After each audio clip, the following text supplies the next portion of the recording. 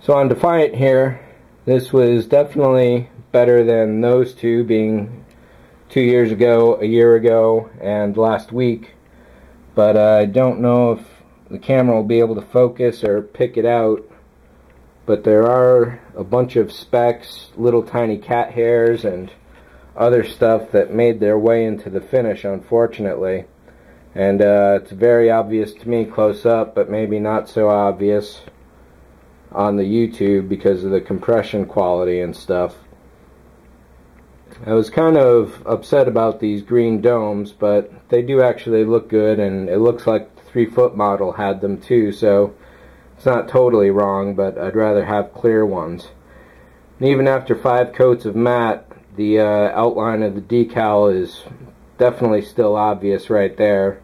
And that's unfortunate because that's basically a beauty shot of the ship. So since this is Defiant, I painted the buzzards a dark gray to keep them powered down. Over here on the pylons, I went with a brass mesh, but what I should have done was to tape off a side so I could have lined those up correctly, because being uneven like that, they are not as good as they could be. So that was definitely a learning lesson. And then I've got brass mesh on the insides here, which get some reflection going on. It was a great touch, and it definitely added a lot of realism to it, or detail at least, and I was happy about that. Getting the decals on the side here was definitely a very major difficulty, and again, YouTube probably won't pick it up, but there's a lot of little tiny specks all throughout that do not belong there, and is my own fault for not keeping the area completely clean while I did it. So after building this one, and before building this one, I discovered how inaccurate this ship really is. The 22 inch is a lot closer, but not really. That's still very far off.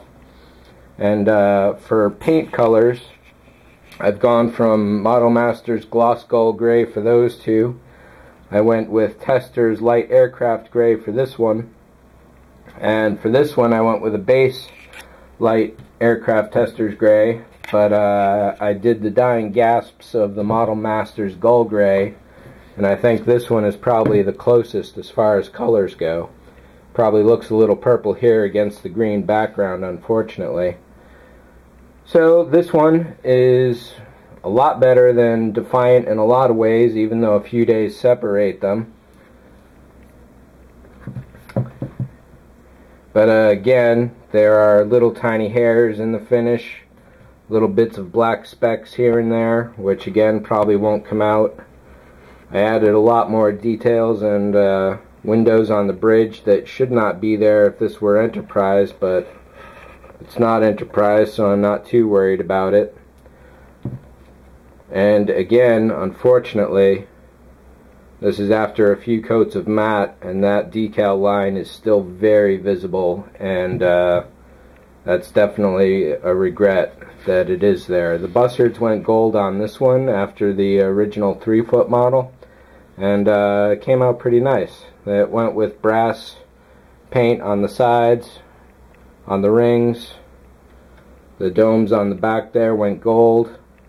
Again, this got the brass on the insides, but I did not do it on the pylons this time. Other place where I did a lot of major additions on the decals was all along here. These should be on the top, but they look nice on the bottom. And then I put these 2 extra windows on the back, but otherwise they are pretty much the same. And then if it picks it up here, kind of fades away in bright light, but YouTube may pick up that there's some color distortion all in this area, and basically the paint had kind of gotten messed up, so I tried to hand brush some repairs, and they didn't come out as great as I would have liked. You can probably see some dirt in there, and that's a paint repair. It was because basically this is a custom color, and I just couldn't quite match it, unfortunately. So that's pretty much it for these guys. It was definitely fun building them, and I've learned a lot, and I'm going for number 5. I don't know which one that'll be.